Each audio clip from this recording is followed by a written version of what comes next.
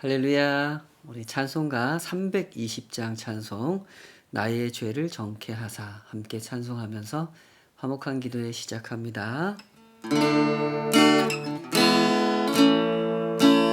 나의 죄를 정케 하사 주의 일꾼 삼으신 구세주의 넓은 사랑 항상 찬송합니다.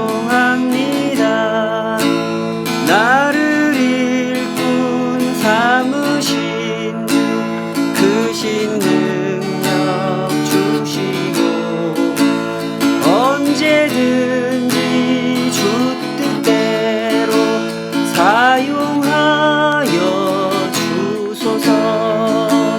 내게 부어주시려고 은혜 예비하신 주의 은혜 채워주사 능력 있게 합소서. 나를 일꾼 삼으신 주 크신 능력 주시어 언제든지 주 뜻대로 사용하여 주소서. 죄의 짐을 풀어주신 주의 능력 크도다. 나를 피로 사신 예수 내 맘속에 오소서. 나를 일꾼 삼으신 주 크신 능력 주시고 언제든지 주 뜻대로 사용하여 주소서. 주여 내게 성령으로 충만하게 채우사 생명수가 강물처럼 흐르게 하옵소서. 나를 일꾼 삼으신 주 크신 능력 주시고 언제든지 주 뜻대로 사용하여 주소서. 아멘.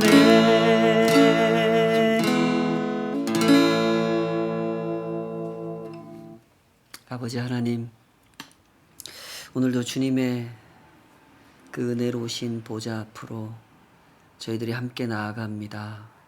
주님의 일꾼으로 불러주셨으니 그 충성된 마음,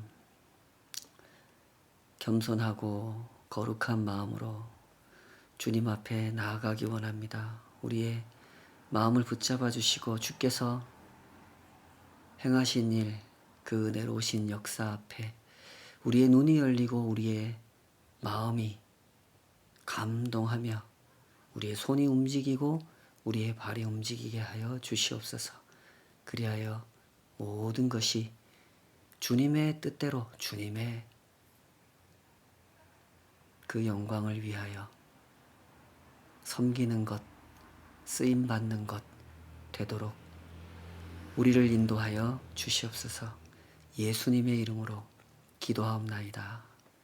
아멘. 요한복음 2장 1절에서 12절까지 주어진 말씀으로 그의 영광을 나타내심에 하는 제목으로 함께 하나님 말씀 헤아려 보도록 하겠습니다. 요한복음 1장을 지나서 2장이 열렸습니다.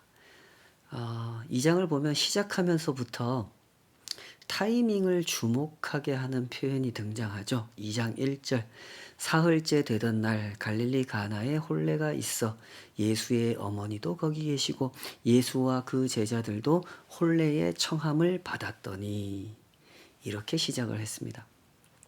사흘째 되던 날 굳이 이 얘기를 합니다. 때문에 신학자들이 관심을 갖고 검토해 본 결과 이미 앞에서부터 이 타이밍을 언급하는 그런 표현들이 계속 강조되었다 하는 것을 다시 주목하게 된 거죠.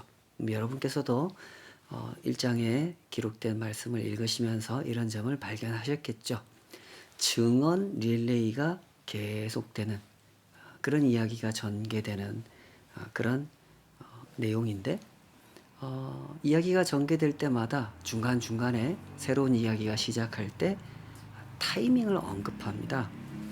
요한복음 1장 29절 이튿날 요한이 예수께서 자기에게 나오심을 보고 이르되 1장 35절 또 이튿날 요한이 자기 제자 중 두 사람과 함께 섰다가 이렇게 타이밍을 언급하고 있죠. 이튿날 또 이튿날 이게 두 번째 지났고 오늘 본문에서는 사흘째 되던 날이 됐으니까 며칠이 지난 겁니까? 계산해 보십시오. 이틀, 3일, 7일째가 되는 날이죠.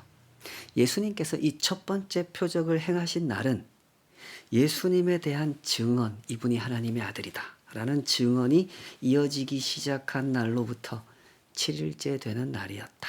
얘기를 하고 있는 거죠. 요한은 왜 이런 얘기를 하는 걸까요? 제가 자주 드리는 말씀입니다만은 우리가 성경을 읽을 때 항상 주의해야 되는 것이 있는데 그 책을 기록한 사람의 어법을 주의해서 읽어야 된다는 겁니다. 평소에 우리가 대화할 때도 마찬가지지 않습니까? 사람마다 다 다른 어법을 가지고 대화를 합니다.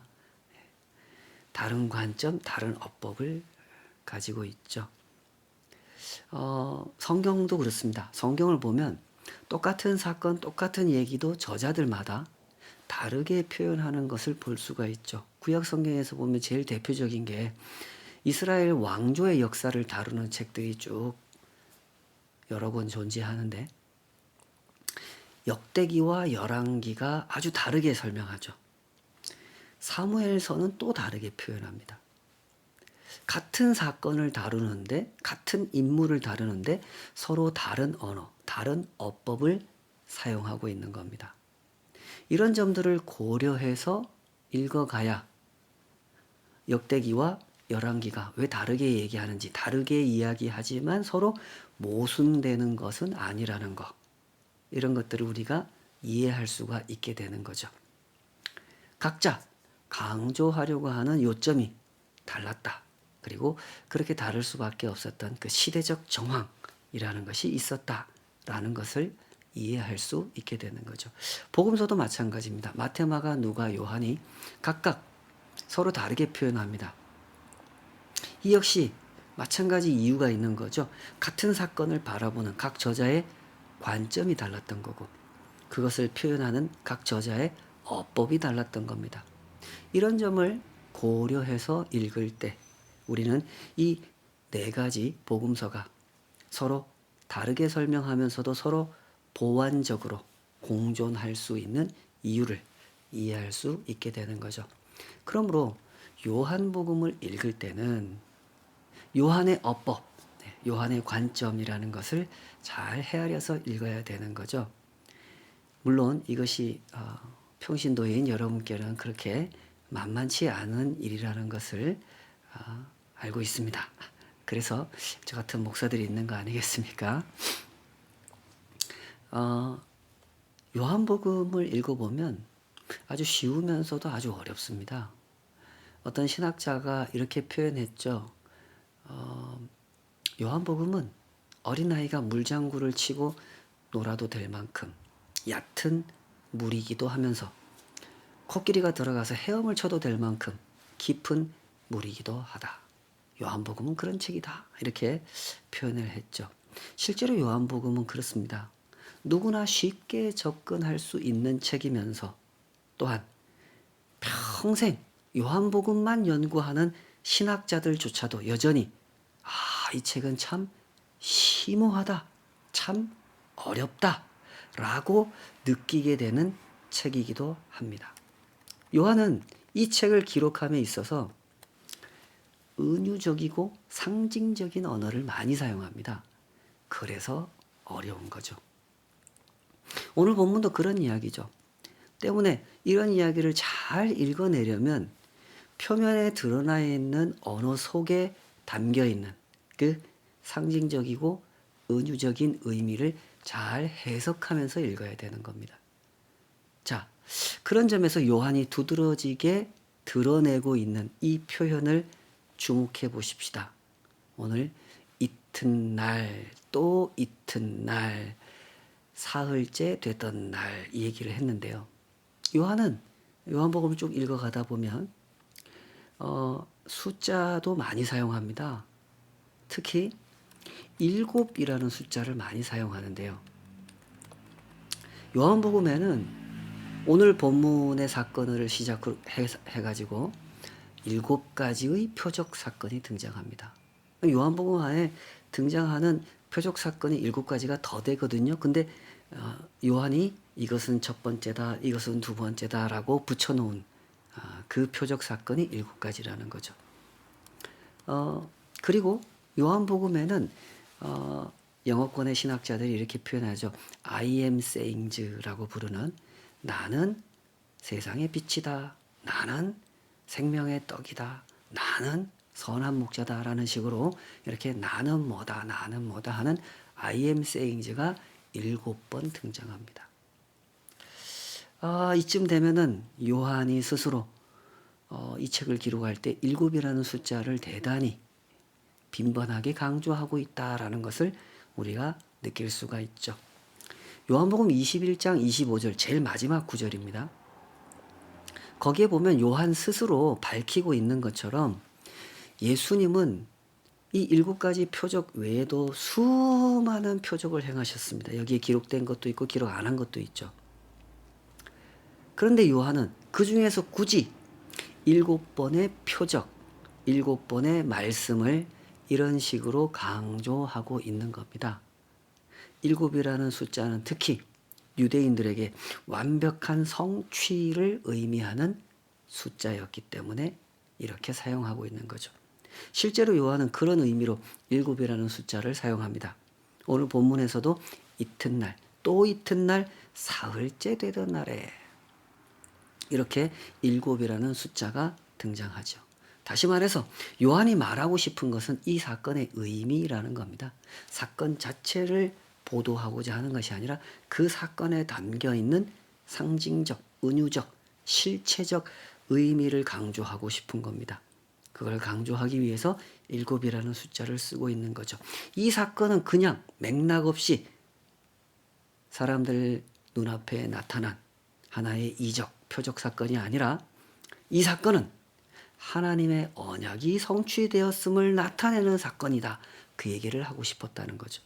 그러므로 우리가 이 사건을 읽으면서 주목해 보아야 하는 것은 무엇이 성취되었다 라고 말하려는 것인지 그걸 주목해서 보아야 되겠죠.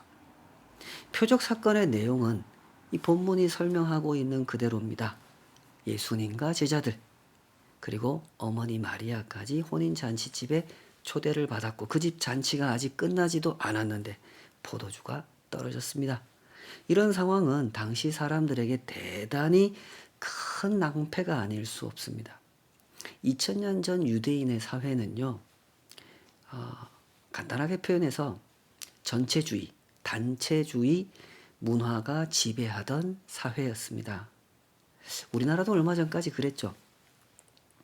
한 개인은 그 집안에 소속된 사람이고 집안은 그 마을에 소속됐고 그 마을은 그 나라에 소속되어 있다는 개념이 강한 그런 사회였다는 얘기죠. 때문에 개인의 의견이나 개인의 상황이 더 존중받기보다는 단체의 의견, 단체의 상황이 더 존중받는 문화가 강했던 거죠. 이런 문화권에서 이런 일이 발생했다는 것, 즉 잔치집에 포도주가 떨어졌다. 이건 대단히 크게 지탄받는 일이었던 겁니다. 결혼 잔치를 연 이 사람이 준비를 잘못해서 잔치집에 포도주가 떨어지는 상황을 초래하게 했다. 이것은 찾아온 손님들을 그 마을 사람들을 소홀히 대했다라는 비난을 받을 수밖에 없는 그런 상황이었던 거죠. 때문에 예수님의 어머니 마리아는 이 집 사람을 돕기 위하여 예수님께 이 사정을 알렸던 겁니다. 정황을 보면 이렇죠. 예수님의 어머니는 이 집 주인과 친밀한 사이로 보입니다. 정황이 그렇다는 거죠. 그러니까 이런 정보는 누구나 쉽게 알 수 있는 게 아니에요. 이 잔치집에 포도주가 떨어졌어요. 근데 이걸 그 잔치집에 모인 사람들이 금방 알게 되면 안 되겠죠. 이건 굉장히 친밀한 몇 사람들한테만 아유 큰일 났습니다. 이거 어떻게 하죠? 하고 알려지는 거죠. 예수님의 어머니 마리아가 그 집 주인하고 그런 가까운 사이였던 걸로 보입니다. 어머니 마리아는 이 얘기를 듣고 예수님께 알리죠. 왜 이런 사실을 예수님께 알렸을까요? 당연히 예수님이 혹시 해결해 줄지 모른다 이런 생각 때문에 알렸던 거죠. 때문에 마리아는 그 집 하인들에게 이런 말을 남깁니다. 너희에게 무슨 말씀을 하시든지 그대로 하라. 그러나 어머니 마리아의 얘기를 들은 예수님의 반응은 시원치 않았습니다. 예수님이 이렇게 대답하시죠. 여자여, 나와 무슨 상관이 있나이까? 내 때가 아직 이르지 아니하였나이다. 이 말씀은 어떻게 해석하면 좋을까요? 번역상에 조금 문제가 있기도 한데요. 예수님은 분명히 나하고 상관없습니다 라고 대답했지만 조금 있다가 물을 떠오게 하고 그렇게 해서 물로 포도주를 만들어내십니다. 그러므로 예수님의 이 말씀을 그냥 단순히 거절하는 의미로 해석할 말씀은 아니겠죠.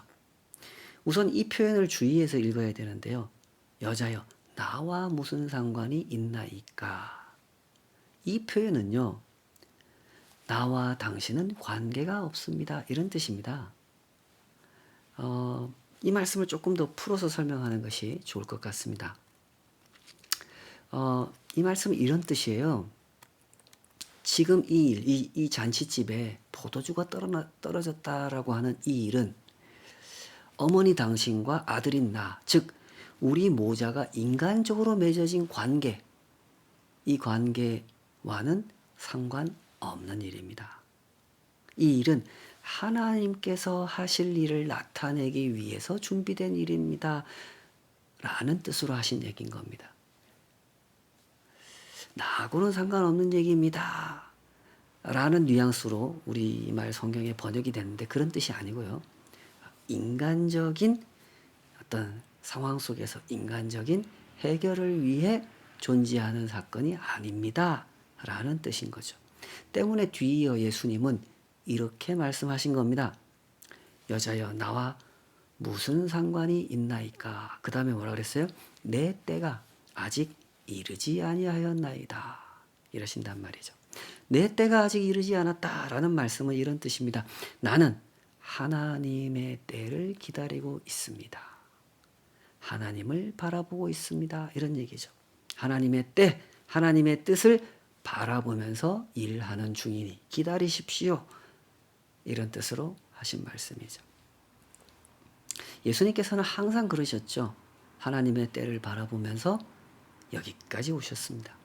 하나님께서 이 땅을 구원하실 것이라는 그 뜻을 함께 품으셨고 하나님께서 이 죄 많은 세상을 구원하시려 때를 정하셨을 때 그 때를 함께 기다리셨습니다. 때문에 공적 생애를 펼치실 때도 예수님은 항상 하나님의 때를 주목하셨던 거죠. 그리고 오늘 그 때를 맞아 이 표적을 나타내 주실 겁니다. 그 다음 이야기는 이렇게 전개됩니다. 2장 6절. 거기에 유대인의 정결 예식을 따라 두세 통 드는 돌 항아리 6이 놓였는지라. 앞에서 요한이 숫자를 잘 사용한다고 말씀드렸죠. 당시 유대인의 집 문 앞에는 유대인의 정결 의식을 행하기 위해 항상 돌 항아리가 놓여져 있었습니다. 그 돌 항아리 안에는 물이 채워져 있었죠.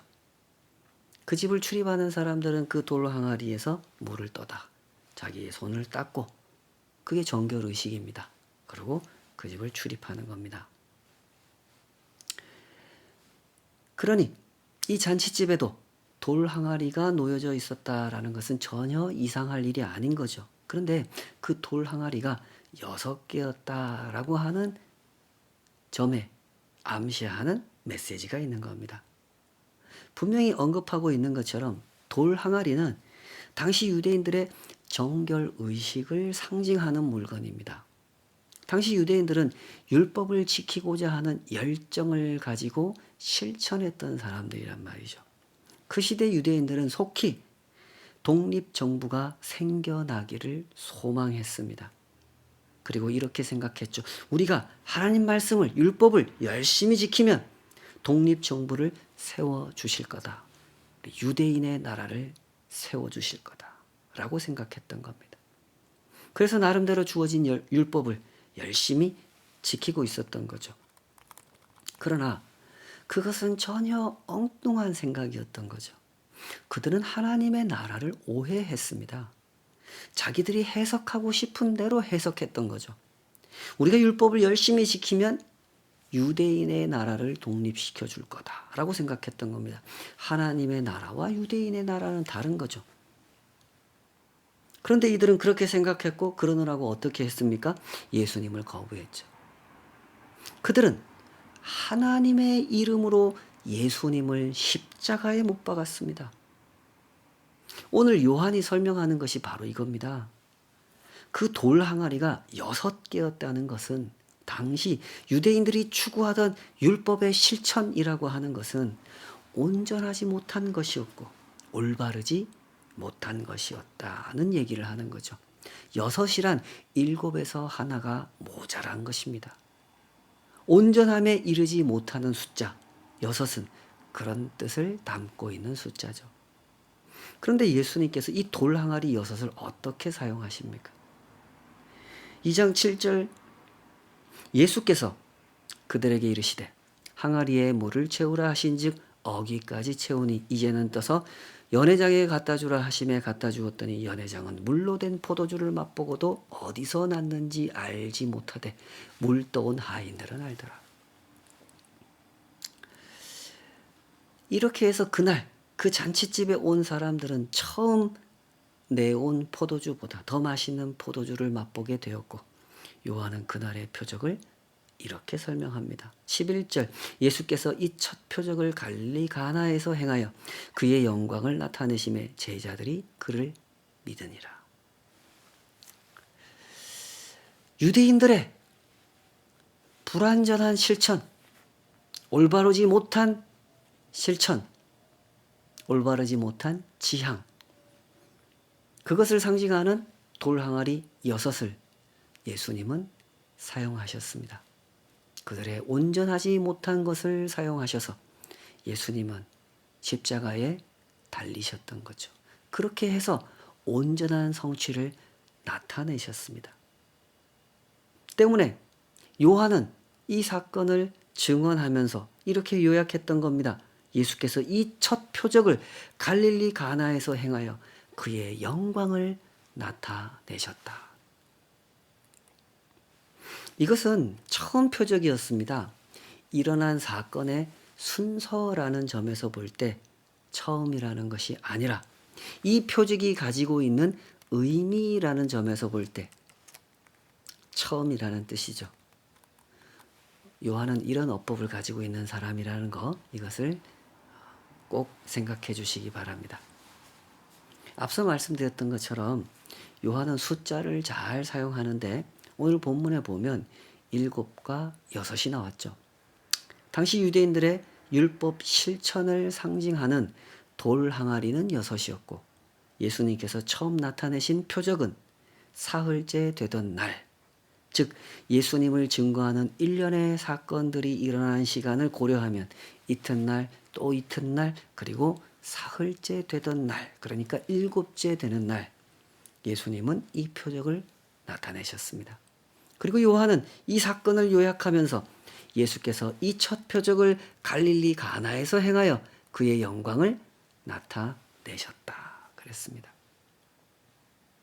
요한이 증언하고 있는 그대로입니다. 예수님께서 나타내신 표적은 단순한 이적 사건이 아니라 예수님의 영광을 나타내는 사건이었습니다. 즉 예수님이 하나님의 아들, 예수님이 구원자라는 사실을 나타내는 사건이었다는 거죠. 하나님의 아들로서 하나님께서 약속하신 그 구원의 언약을 성취하셨음을 나타내는 사건이라는 거죠. 그러므로 이제 예수님께서 성취하신 이 사건의 의미를 주목해 보도록 하십시다. 말씀드린 것처럼 오늘 본문에서는 7이라는 숫자가 강조되고 있습니다. 7이라는 숫자는 완전한 성취를 상징하는 숫자라고 말씀드렸죠. 또한 7은 하나님의 안식일을 의미하는 숫자이기도 합니다. 때문에 신학자들은 이 본문 그리고 요한복음 전체에서 7이라는 숫자를 강조하는 것은 하나님의 창조, 하나님의 안식과 밀접한 관련성이 있다고 생각을 합니다. 다시 말해서 하나님의 구원이라고 하는 것은 어떻게 성취되느냐 하면 하나님께서 이 세상을 창조하신 것처럼 6일 동안 창조하시고 7째 되는 날 안식하시지 않습니까? 하나님께서 이 세상을 창조하신 것처럼 완전하게 창조하시고 완전하게 안식하는 그 모습으로 성취되는 것, 그것이 하나님의 구원이라는 겁니다. 하나님의 구원이 완전하게 성취된다라는 말은 무슨 뜻입니까? 하나님께서 보시기에 좋은 모습으로 성취된다는 뜻이죠. 유대인이 보기에 좋은 모습으로 성취된다는 뜻이 아니라 하나님께서 보시기에 좋은 모습으로 성취된다라는 뜻인 겁니다. 그것이 어떤 모습입니까? 십자가였습니다. 십자가와 부활이었죠. 십자가와 부활과 승천이었습니다. 예수님께서 승천하신 후 성령께서 오셨고 성령께서 가르치신 사람들, 성령께로부터 배움을 받은 사람들, 그래서 이야 십자가는 영광이구나, 하나님의 구원이 완벽하게 성취되었음을 알려주는 사건이구나 라고 깨달은 사람들, 그래서 나도 십자가를 지고 예수님처럼 예수님을 따라 이 땅의 순례길을 걸어야 되는구나 라는 태도로 자기 십자가를 지고 예수님을 따랐던 그런 방식으로 하나님의 구원은 성취되었다는 거죠. 그렇게 해서 이 세상에 은혜와 용서의 복음이 선포됐고 평화의 복음이 성취되었던 겁니다.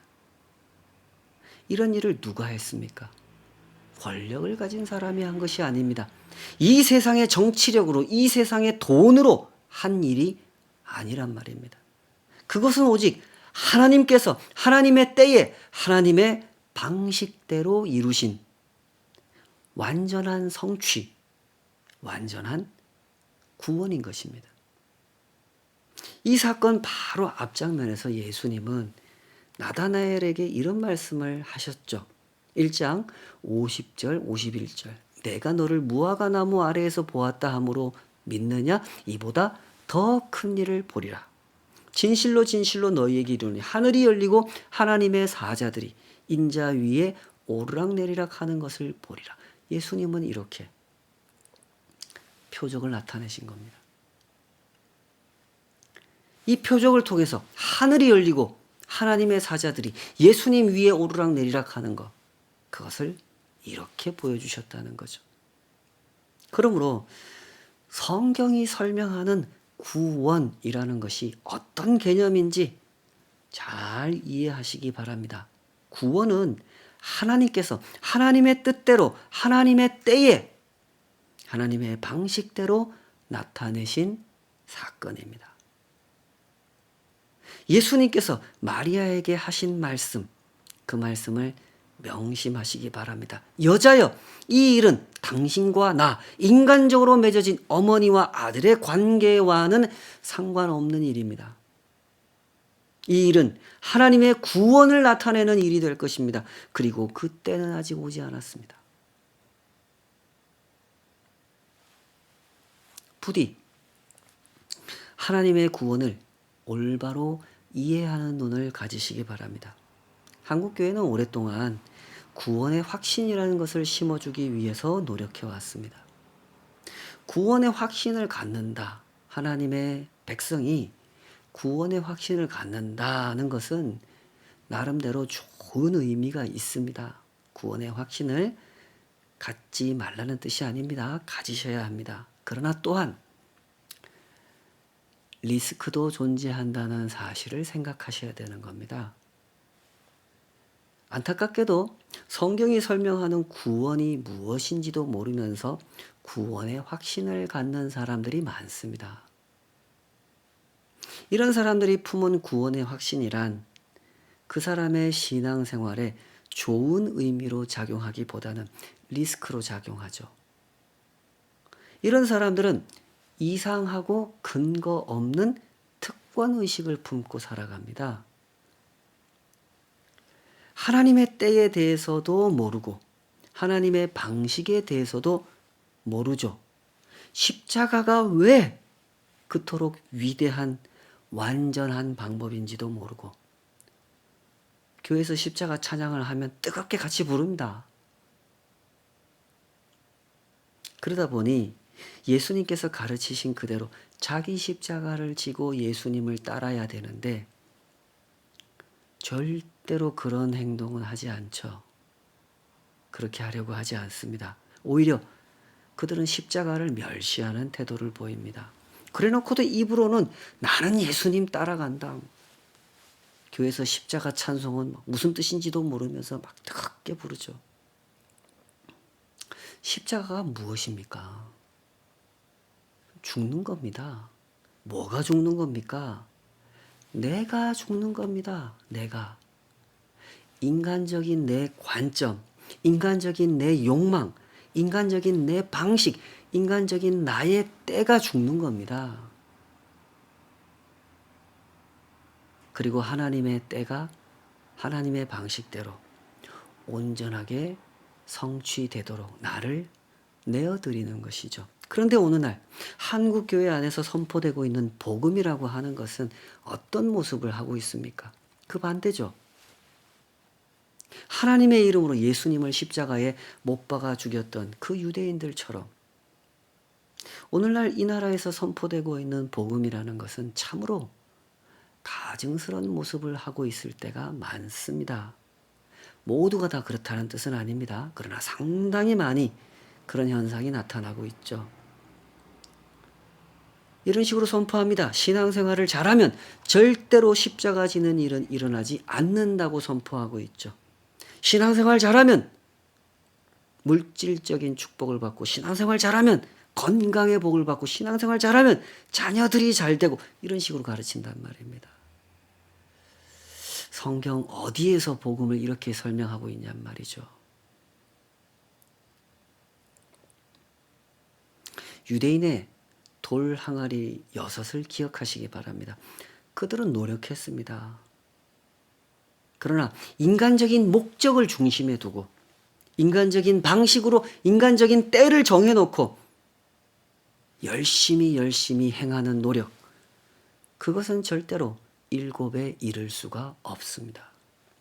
6 이상을 넘어갈 수가 없죠. 이것은 역사의 교훈이며 성경의 증언입니다. 구원은 사람에 의해 왜곡되고 변질될 때가 많습니다. 주님께서 다시 오시는 그날까지 그런 일은 계속될 것입니다. 그러므로 부디 성경의 사람이 되시기 바랍니다. 성경이 가르치는 구원을 배우십시오. 이상한 목사들이 가르치는 구원을 분별할 줄 아셔야 됩니다. 그것을 멀리 할 줄 아셔야 됩니다. 내 귀에 듣기 좋다고 함부로 아멘 아멘 부르짖으시면 안 됩니다. 정치적인 목적, 인간적인 목적을 중심에 두고 구원을 가르치는 사람들을 멀리 하셔야 되는 겁니다. 그리하여 이런 눈을 갖도록 하십시오. 하나님의 하나님에 의한, 하나님을 위한 관점을 가지도록 하셔야 됩니다. 우리가 왜 성경의 사람이 되어야 합니까? 성경이 설명하는 바, 성경이 설명하는 구원을 잘 배우게 되면 하나님이 세상을 이렇게 보시는구나. 하나님이 사람을 이렇게 보시는구나. 하나님이 죄를 이렇게 보시는구나. 그걸 알게 된단 말입니다. 우리도 하나님의 눈을 갖게 된답니다. 갖게 된단 말입니다. 그리하여 하나님에 의한, 하나님을 위한 관점을 갖게 된다는 거죠.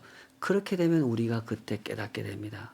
하나님에 의한, 하나님을 위한 관점이야말로 우리를 위한 관점이라는 사실을 깨닫게 되는 거죠. 그리하여 진정으로 십자가를 찬양하게 되고 십자가를 나도 지고 예수님을 따르는 순례길을 걸을 수 있게 되는 것이죠.